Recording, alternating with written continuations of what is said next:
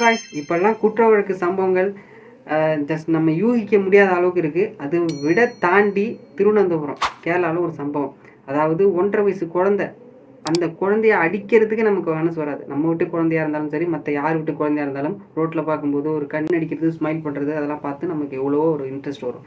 But நான் அந்த குழந்தைய கை காலை உடச்சி சித்திரவதை பண்ணி கொன்னுருக்கான். கள்ளக்காதனும் ஒரு அந்த பெத்த அம்மா இருக்கு பாருங்க, ஒன்றுமே கேட்கல. இதுதான் எந்த ஜென்மம்னே தெரியல. அது போல ஒரு சம்பவம் நடந்திருக்கு. போலீஸ் இன்வெஸ்டிகேஷன் பார்த்தீங்க அப்படின்னா பேட் வேர்ட்ஸ் கூட யூஸ் பண்ணுவீங்க. அந்த மாதிரி ஒரு கேடுகட்ட புத்தி இருந்த அந்த 2 பேரையும் வந்து கைது பண்ணிருக்காங்க. முழுக்க இந்த வீடியோவில் பார்க்க போகிறோம். கேரளா திருவனந்தபுரம் அங்கே பக்கத்தில் நெடுமாங்காடுன்னு ஒரு ஊர் இருக்குல்ல, அங்கே அகிலா அந்த குழந்தையோட அம்மா, இவங்க தான் ராட்சசினே வச்சுக்கோங்களேன். அம்மா அவங்க கணவர் கிடையாது, ஆல்ரெடி முன்னாடி வந்து தற்கொலை பண்ணிட்டாங்க. ஓகேவா, இவங்க 2 பேர் வந்து அங்கே வசிட்டு வராங்க. அங்கே வசிட்டு வந்து அர்ஷித், அந்த குழந்தை பேர் அர்ஷித். இவங்க எல்லாருமே வந்து இந்த குழந்தையும் இந்த அம்மாவும் வந்து கொல்லத்துக்கு வீடு ஷிஃப்ட் பண்ணி மாறுறாங்க. ஓகேவா, இது ஃபர்ஸ்ட்டு. இப்போ அந்த கொல்லத்துக்கு ஷிஃப்ட் பண்ணுச்சுல்ல அகிலா, அந்த இடத்துல அஷ்கர்னு ஒரு பயலை வந்து பார்க்குது. ஓகேவா, இந்த கேடுகட்ட பையன் தான், பின்னாடி ஃபோட்டோ இருக்கும், அவனை பாருங்கள். அவனை பார்க்கும்போது இவனுக்கு ஆல்ரெடி அமீனாங்கிற ஒரு பொண்ணோட 2022 மேரேஜ் ஆயிருந்தது. கொல்லத்தில் தான் இங்கே தான் இருந்திருக்கான். பட் ஆனால் வரதட்சணை சித்திரவதை பண்ணிருக்கான் அந்த அமீனாங்கிற ஒரு பொண்ணை. வேற ஒரு பொண்ணோட மேரேஜ் ஆயிருக்கு 2022. புரிஞ்சுக்கோங்க. மனைவிக்கு அடி உததான், ஒரு சைக்கோ மாரியே வச்சுக்கோங்களேன். அடித்து உதச்சி கோமா நிலைக்கு கொண்டு போய் தள்ளிட்டான். இன்னை வரைக்கும் அந்த பொண்ணு வந்து விழிக்கல. ஓகேவா, அதான் கோமாக்கு போயிடுச்சு அப்படின்னு சொல்லிட்டு அந்த அகிலாவும் இவனும் வந்து ஒரு பாயிண்ட் ஆஃப் வியூவில் போயிட்டுருக்கு. இவங்க கதை வேற. அப்போ அந்த அஷ்கரும் அகிலாவும் கொஞ்சம் கொல்லத்தில் இருக்கும்போது பழக்கம் வரும்போது ஒரு வாடகை வீடு, கறிக்குழி கொல்லம் இருக்குல்ல, அந்த ஏரியாவில் வந்து ஒரு வாடகை வீடு எடுத்து தங்குறாங்க. ஓகேவா, அப்போது இன்னொன்று அஷ்கரோட சகோதரி இதே வீட்டில் தான் தங்கியிருக்காங்க. ஓகே, புரியுது. பட் ஆனால் இவங்களை பற்றி, அந்த சகோதரியை பற்றி பின்னாடி சொல்கிறேன். ஓகேவா, இவங்க 2 பேரும் வந்து தொடர்ந்து பழக்கமாகுது. ஒன்று அஷ்கருக்கு மனைவி வந்து கோமா நிலைமை, அதனால் எந்த பிரச்சனையும் கிடையாது. அகிலாவுக்கு கணவர் தற்கொலை, 1.5 வயசு குழந்தை மட்டும்தான். அந்த 1.5 வயசு குழந்தை தான் இந்த அஷ்கருக்கு கொஞ்சம் டிஸ்டர்பன்ஸ் ஆச்சு. 1.5 வயசு குழந்தை இந்த டிஸ்டர்பன்ஸ் இருக்காதே வச்சிங்கன்னா அழுவும்ல, அதனால தான் அழுதுகிட்டே இருந்திருக்கு. அந்த ஒரு பாயிண்ட் ஆஃப் வியூவில் தொந்தரவு செஞ்ச அந்த குழந்தைய ஒரு நாடகம் ஆடி ஒன்று நடக்குது. அதை அடுத்தடுத்து பார்க்கலாம். அது ஒரு வெள்ளிக்கிழமை ஒரு நாடகம் வந்து ஒரு அரங்கேறிச்சுன்னு சொன்னால, என்ன அப்படின்னா மருத்துவமனைக்கு குழந்தைய அப்படியே அவசரமாக தூக்கிட்டு போகிறான். ஓகேவா, தூக்கிட்டு போய் ஏதோ குழந்தை சாப்பிட்டுச்சு போல இருக்கு, அது வந்து தொண்டையில் சிக்கிடுச்சின்னு சொல்லிட்டு டாக்டர் சொல்கிறான். டாக்டருக்கு லைட்டாக சந்தேகம், என்னடா அது குழந்தை சாப்பாடு தொண்டையில் சிக்கிடுச்சின்னு சொல்கிறான், கையில் கட்டு, 2 கையிலையும் கட்டு, காயெல்லாம் இருக்குது அப்படின்னு சொல்லிட்டு டாக்டருக்கு சந்தேகம். ஏண்டாலே ரிப்போர்ட் எழுதுகிற டாக்டரு உடம்புல என்னென்ன சிம்டம்ஸ் இருக்குது அப்படிங்கிறது அவனுக்கு தெரியாதா அப்படின்னு சொல்லிட்டு டாக்டருக்கு சந்தேகம் வந்துச்சு. அப்போது சரி ஓகே, குழந்தை இப்போது ரொம்ப எமர்ஜென்சி கண்டிஷன்ஸில் கொண்டு வந்திருக்கான் அப்படின்னு சொல்லிட்டு எல்லாமே ப்ரொசீஜர் நடக்குது. போய் டாக்டர் வந்து ட்ரீட்மெண்ட்லாம் கொடுக்குறாங்க.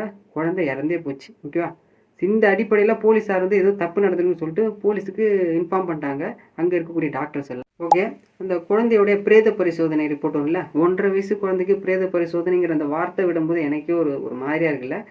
ஆனால் அந்த ரிப்போர்ட் என்ன சொல்லுது அப்படின்னா இயற்கை மரணம் கிடையாது. ஓகேவா, ஏதோ சாப்பிட்டுச்சு உள்ளே போச்சு செத்து போச்சுன்னு சொல்லிட்டு வந்தான்ல அந்த அஷ்கர், அதெல்லாம் கிடையாது. இது கொலை தான். இது குழந்தைய வந்து சித்திரவதை பண்ணியிருக்காங்க நிறைய நாள். இப்போ பண்ணல, நிறைய நாட்கள் டெய்லி வந்து பண்ணியிருக்கிறதா அந்த ரிப்போர்ட்டில் வந்து சொல்லியிருக்காங்க. 1.5 வயசு குழந்தைங்க சித்திரவதை பண்ணுற அளவுக்குங்க உங்களுக்கு மனசு இருக்குது? இன்னும் அந்த ரிப்போர்ட்டில் என்ன சொல்லியிருக்காங்க அப்படின்னா 50க்கும் மேற்பட்ட காயங்கள் இருந்திருக்கான், தழும்புகள் இருந்திருக்கு. அப்புறம் 2 கைகள் ஏற்கனவே உடைந்து தான் சிகிச்சை. ஆல்ரெடி டாக்டர்ஸுக்கு ஒரு சந்தேகம் வந்தது, என்ன 2 கையும் ஏதோ கட்டு போட்டிருக்கு, ஏதோ சாப்பிட்ற போது ஏதோ தொண்டையில் சிக்கிச்சுன்னு வந்து சொல்கிறானே அப்படின்னு சொல்லிட்டு டவுட் வந்தது. போலீஸை சொன்னாங்கல்ல இந்த குழந்தை இறந்ததுக்கப்புறம். அப்போ இதில் தெளிவாக தெரியுது, ரிப்போர்ட்டில் தெரிஞ்சு போச்சு, ஆஹா கையை உடச்சிருக்காங்க அப்படின்னு சொல்லிட்டு. ஓகேவா, அது மட்டும் இல்லாமல் சிகரெட்டால் சுட்ட காயங்கள்லாம் இருந்திருக்கான். ஒரு குழந்தைய சிகரெட்லாம் வைக்கிற அளவுக்கு உங்களுக்கு மனசு இருக்காடா, எனக்கு ஒன்றும் புரியல. அது மட்டும் இல்லாமல் பிறப்புறுப்பில் கடுங்காயங்கள், அதாவது சரி விடுங்க, ஸ்கிப் பண்ணிவிடுங்க, இதெல்லாம் மனுஷனே கிடையாது அவன். அதுபோல் தலையிலலாம் ரொம்ப காயம். 1.5 வயசு குழந்தைங்க எந்தெந்த இதில் சித்திரவதை பண்ணுறான்னு பாருங்களேன், பலத்த காயம். அதுக்கு காரணம் என்ன சொல்கிறாங்க அப்படின்னா டாக்டர்ஸ் சார்ந்த ரிப்போர்ட்டில் எங்கேயோ செவுத்துலேயோ வேறு எதிரையோ கொண்டு அடிச்சிருக்கான், அதில் தான் அந்த குழந்தைக்கு ரொம்ப அன்கான்ஷியஸ் லெவலில் போயிருக்கு. அந்த மாதிரிலாம் நடந்திருக்கு இந்த ரிப்போர்ட்டில் சொல்லியிருக்காங்க. அது மட்டும் இல்லாமல் மூளை ப்ளஸ் உள்ளுறுப்புகளில் ரத்தப்போக்கெலாம் வந்திருக்கு இந்த மாதிரி. அது மட்டும் இல்லாமல் இதுதான் இந்த குழந்தை வந்து ரொம்ப அன்கான்ஷியஸ் போய் செத்ததுக்கான ரீசன்கிற மாதிரி ரிப்போர்ட்டில் வந்து சொல்லியிருக்காங்க. அவன் கொடூரத்தின் உச்சம் அவனுக்கெல்லாம் என்ன தண்டனை கொடுப்பாங்க நானும் ஆவலாக இருக்கேன். ப்ரோ அந்த அம்மா சொன்னீங்கல்ல ப்ரோ, 1.5 வயசு குழந்தையோட அம்மா, அவங்க என்ன தான் ப்ரோ பண்ணாங்க அப்படின்னா, அவன் என்ன பண்ணுவா, ஒரு அம்மாவாக இருந்தால் என்ன பண்ணுவான்னு நான் கேட்குறேன் உங்கள்கிட்ட. இது போல் என் குழந்தை அடிக்காதுன்னு சொல்லுவாளா, இல்லை அந்த பொண்ணுடைய ட்ரெஸ்ஸு ரத்தம்லாம் படிஞ்சிருக்குல்ல வீட்டில், அதெல்லாம் கழுவாளா? அந்த மாதிரி ஒரு கேவலமான இதை பண்ணியிருக்கா. ட்ரெஸ்ஸை எரிச்சிருக்கா, எப்படின்னு தெரியக்கூடாதான். ட்ரெஸ்ஸை எரிச்சிருக்கா, அந்த ரத்தம்லாம் வீட்டில் இருக்குல்ல அதெல்லாம் கழுவி விட்டுருக்கா.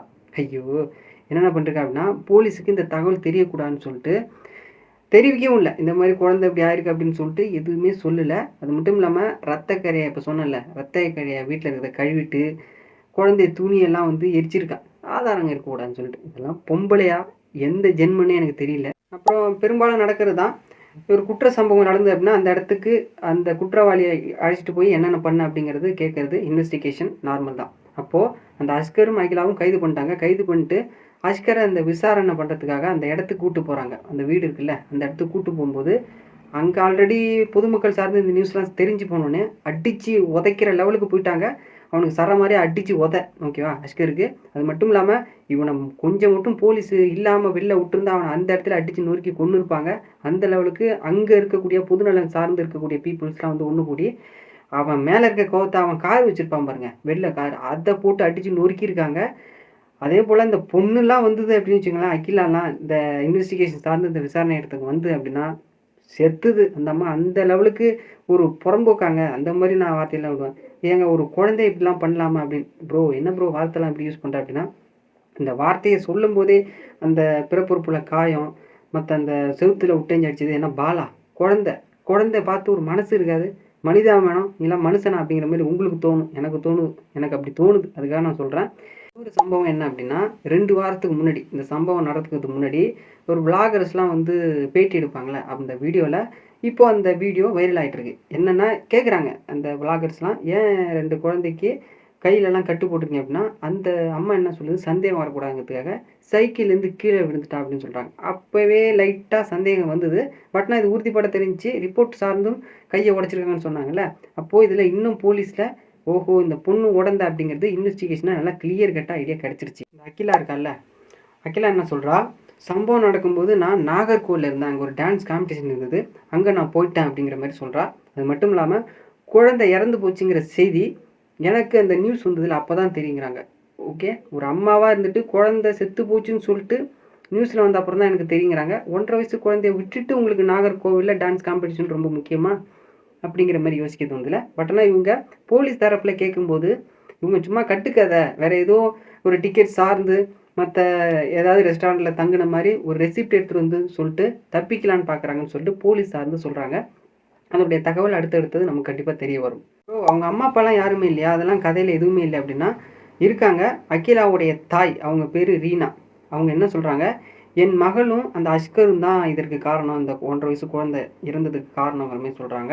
அது மட்டும் இல்லாமல் குழந்தைய நான் ஆல்ரெடி கேட்டோங்க, நிறைய முறை எங்கள்கிட்ட கொடுத்துரு அப்படின்னு சொல்லிட்டு பல முறை கேட்டோம். பட் ஆனால் அகிலா வந்து ஒத்துக்கவே இல்லை அப்படின்னு சொல்லிட்டு ரீனா, அகிலாவுடைய தாய் வந்து சொல்கிறாங்க. அகிலாவோட அம்மா என்னென்ன சொல்கிறாங்க அப்படின்னா, எங்களுக்கு அந்த அக்ஷர் மேலே ஆல்ரெடி சந்தேகம்லாம் இருந்துச்சுங்க அப்படின்னு சொல்கிறாங்க.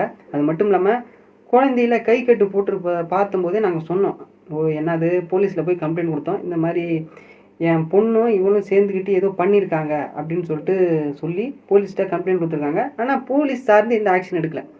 அப்போது இந்த ஆக்ஷனை முன்னாடியே எடுத்திருந்தா ஒரு குழந்தை உயிர் போயிருக்காதுல்ல. அப்போது இந்த குற்றம் சாட்டுறது யார் அதை, அது உங்கள்கிட்ட நான் விட்டுறேன். கண்டிப்பாக ஒரு சம்பவம் நடக்குது, குற்ற செயல்கள் சார்ந்து ஏதோ ஒரு உங்கள்கிட்ட இன்வெஸ்டிகேஷன் சார்ந்து ஒரு ஏதோ புகார் வருது அப்படின்னா கண்டிப்பாக அதை எடுத்துக்கணும்.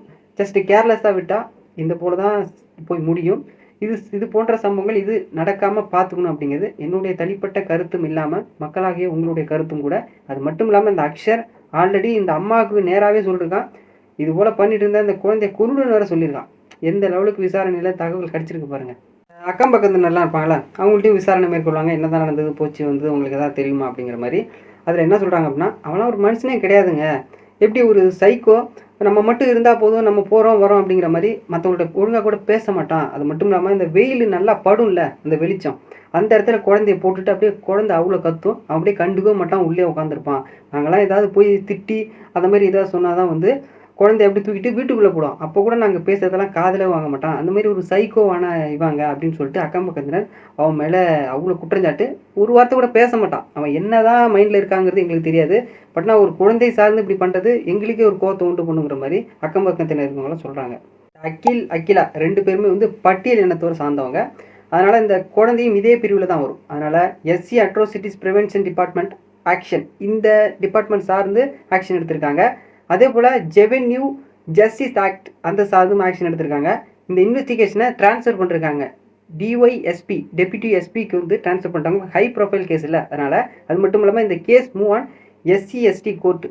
ஏன்னா இந்த கேஸு சாதாரண கேஸ் இல்லை. ஒரு குழந்தை சார்ந்து எந்த மாதிரி அவங்களுக்கு அந்த தண்டனை கிடைக்கும் அப்படிங்கிறத போக போக நம்ம கண்டிப்பாக அப்டேட் கொடுப்போம். வீடியோ ஸ்டார்டிங்கில் சொல்லியிருந்தேன்ல, அந்த அஷ்கரோடைய சிஸ்டரும் இதே கொள்ளத்தில் தான் வந்து தங்கியிருந்தாங்க அப்படின்னு சொல்லிட்டு, அதில் அந்த சிஸ்டர் டீம் வந்து விசாரணை வந்து தீவிரப்படுத்தியிருக்காங்க.